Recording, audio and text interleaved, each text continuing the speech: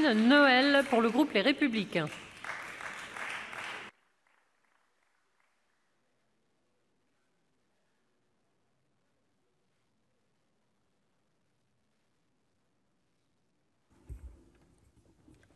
Madame la Présidente, Madame et Monsieur le Ministre, Monsieur le Président de la Commission des lois, Madame et Monsieur le rapporteur, mes chers collègues. Maire d'une commune rurale de 450 habitants durant 10 années, cette expérience ne me quitte pas et nourrit chaque jour mes réflexions et mon travail de législateur. C'est vous dire combien j'étais sinon impatiente, du moins curieuse, Madame et Monsieur le Ministre, de découvrir le grand projet de loi annoncé par le gouvernement et destiné, je cite, l'exposé des motifs, à lutter contre la fracture territoriale et à réconcilier la métropole, la ville moyenne et le rural. Rien de moins que cela. Personne n'est dupe de cette opération séduction à quelques mois des élections municipales, et il faudra bien plus qu'un projet de loi pour renouer la confiance avec les maires et les élus locaux.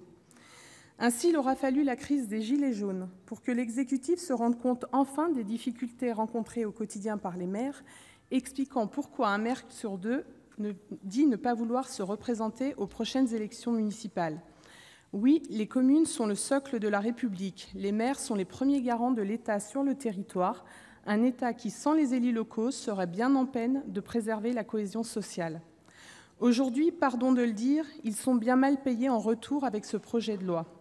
En effet, malgré les intentions affichées par le gouvernement, le compte n'y est pas. Rien sur les baisses de dotation de l'État, ni sur la suppression de la taxe d'habitation, qui bat en brèche l'autonomie financière des collectivités locales, pourtant inscrite dans la Constitution. Peu de choses sur les intercommunalités XXL et rien sur les super-régions qui éloignent le pouvoir du terrain et laissent les élus communaux seuls en première ligne.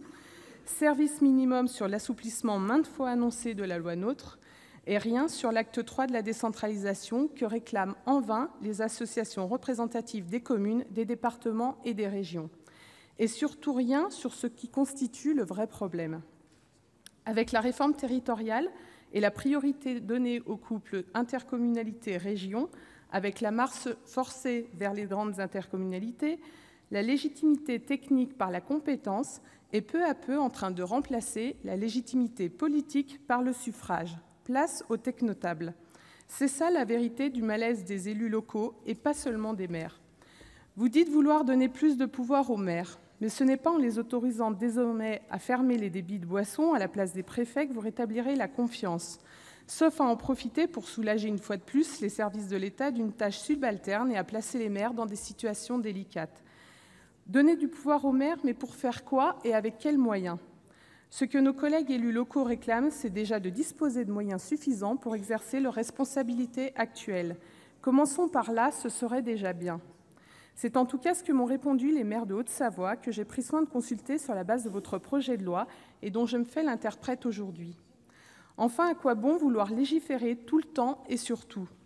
Je fais référence au projet de pacte de gouvernance et à la conférence territoriale des maires qui se pratique déjà sous des formes diverses sur le terrain, sans qu'il soit besoin de loi pour cela. Tout simplement parce que la solidarité entre les territoires et la confiance entre les élus locaux ne se décrète pas, elle se vit au quotidien.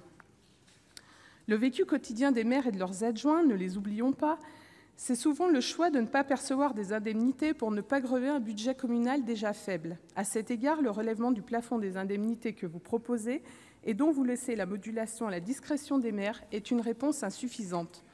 Le vécu quotidien des maires et des adjoints, c'est la difficulté à concilier vie professionnelle, vie familiale et mandat électif, en particulier pour les femmes, nombreuses, engagées dans la vie publique locale. Le vécu quotidien des maires et de leurs adjoints, c'est de maintenir coûte que coûte un service de proximité et de qualité répondant aux besoins de leur population. Quand j'entends le gouvernement annoncer la création de plusieurs milliers de maisons de services au public, tout en laissant leur fonctionnement futur à la charge des communes, je vous réponds, il existe déjà 35 000 maisons de services publics en France, cela s'appelle les mairies. Le vécu des maires et des adjoints, c'est le temps qui manque pour se former et la difficulté à conserver une activité professionnelle régulière et, le cas échéant, à retrouver une activité ou à se reconvertir en fin de mandat. Sur tous ces points, je ferai des propositions, notamment pour étendre le bénéfice du temps partiel, pour la création d'un fonds visant à financer des prêts pour les anciens élus souhaitant créer leur entreprise ou encore prendre en compte le temps bénévole consacré à la collectivité et au public dans le décompte des droits à la retraite. Madame, Monsieur le ministre, nous autres montagnards sommes des taiseux. Nous ne donnons pas notre confiance comme cela, nous jugeons sur des actes. Comme se le plaisait à dire Churchill, que la stratégie soit belle est un fait, mais n'oubliez pas le résultat. Comme beaucoup de mes collègues, j'attendrai donc de savoir quelle suite vous réservez aux propositions du Sénat pour me proposer. Il ne tient qu'au gouvernement de faire en sorte que ce débat ne soit pas une occasion manquée. Je vous remercie.